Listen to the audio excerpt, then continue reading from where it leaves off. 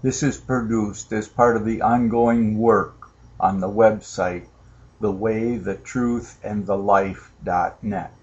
Answering another creationist theory with the spirit of truth. Just more magic creation from nothing. September 3rd, 2010 on BBC. This was based on the Big Bang Theory, magic creation 13 million years ago or so. After this, biblical creation that some say occurred something like 10,000 years ago. All of these are poof magic, something out of nothing. I'll share a clearer insight into the truth afterwards. It's the most fundamental and divisive of questions. How did it all begin?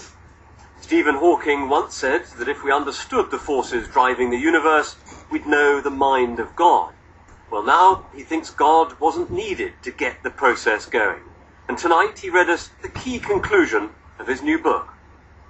Because there are laws, such as gravity, the universe can, and will, create itself from nothing.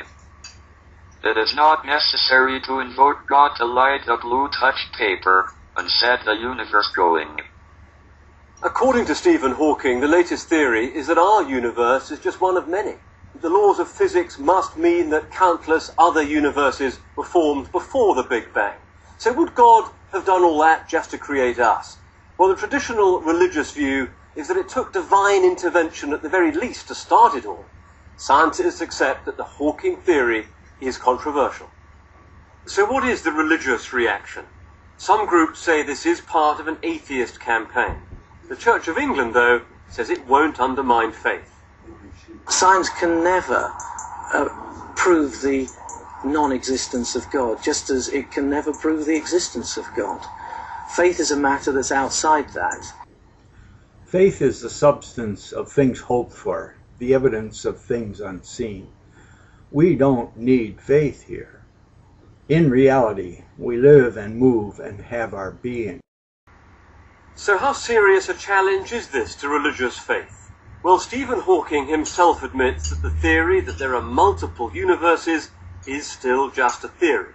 It's yet to be confirmed by any evidence, which may leave many believing that science hasn't got all the answers yet. David Shukman, BBC News. To hear gravity as a source of creating matter is ludicrous. Gravity is the shadow effect of matter on matter in a continuum of inelastic, inviscous fluid. How sad to listen to this as if it's science. Now we look at biblical creation.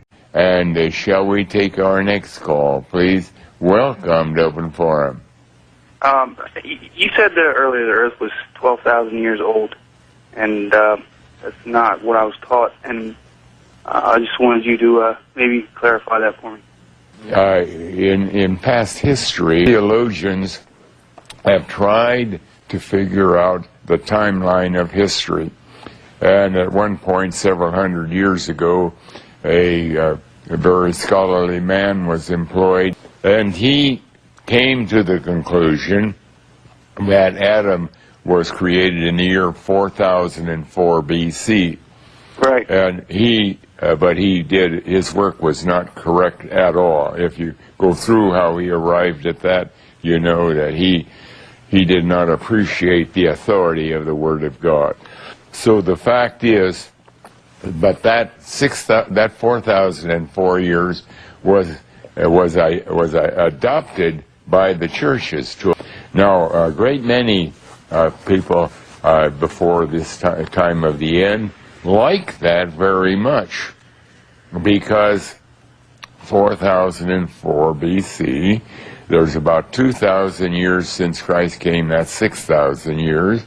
There is going to be, they believed, a millennium of 1,000 years when Christ would reign from Jerusalem. That would make 7,000 years. And so the sum total is that the whole duration of the earth was 7,000 years, and 7,000 is a very complete, perfect number. And it all fit together very neatly. But it was all based on wrong data altogether. When we really begin to work through the chronology of history correctly, we find that Adam was created in the year 11,013 BC.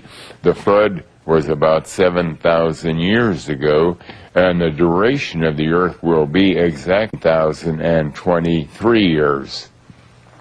What did you discover that maybe Archbishop James Ussher, since he was the first one to calculate the world, was 4,000 BC?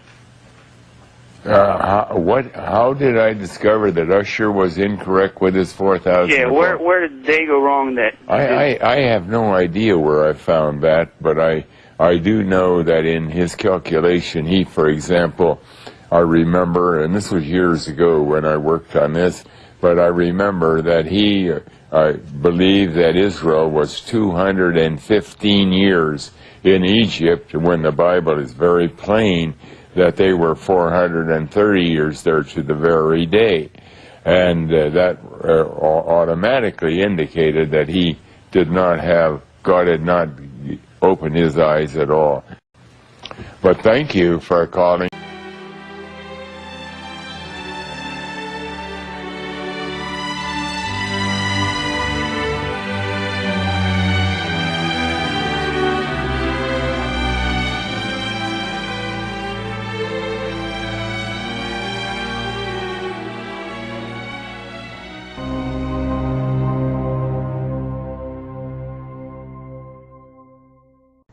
I respect Harold Camping very much. I've never met anyone that was more accurate in his literal interpretation of the Bible. But the Bible is a description of God's reality, not the reality. I like what Paul said about God, that in him we live and move and have our being. I also like what Jesus the Christ said, that it was better that he go away, because if he goes away, he would send the Spirit of truth, which would teach us all things and bring us into remembrance of whatsoever he said. Now, I'll just give you a brief background on the build-up to Christ.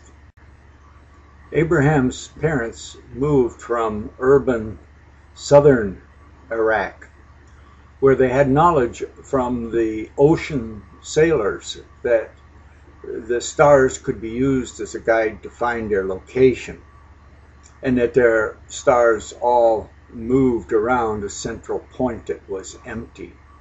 And the people started to worship the planets because they moved independent of the stars.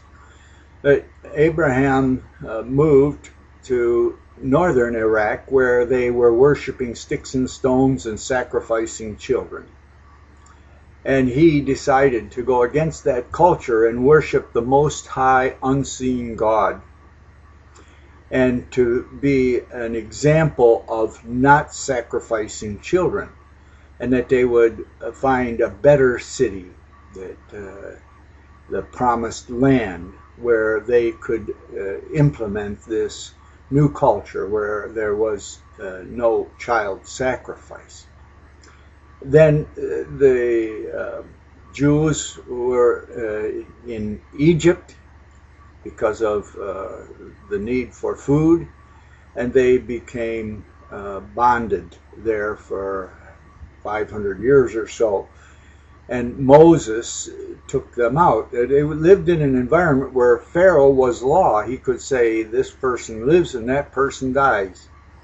And Moses added to the culture of the Jews about one Most High unseen God and not sacrificing children. He added the 10 Commandments that society and even Pharaoh lived in a society of law and order, that none was above that. These were from the Most High unseen God of Abraham. I want to add here that when society, as well as Pharaoh, needed to respect the 10 Commandments, that was the foundation that societies that were sacrificing their children and wouldn't respect these laws that the societies needed to be done away with, because they would not accept law and order, and it would be safe to live with them. Now that was what was perverted by Muhammad, that he used it as a reason to bring people into subjection, that they have to memorize as children, so they have no freedom. As we've just shown, they're even innocent, willing to sacrifice their life and murder others because they've been so indoctrinated from children. And that's the foundation, and everybody was guilty of violating these laws amongst the Jews. And they had an animal sacrifice that had been started by Abraham as a replacement for sacrificing children. And they were still sacrificing animals to get rid of their sin. And Jesus came to separate the priests from the people, that the people could go directly to their God, that they no longer had to serve priests, but they could have a direct relationship with their source of creation. That's the background.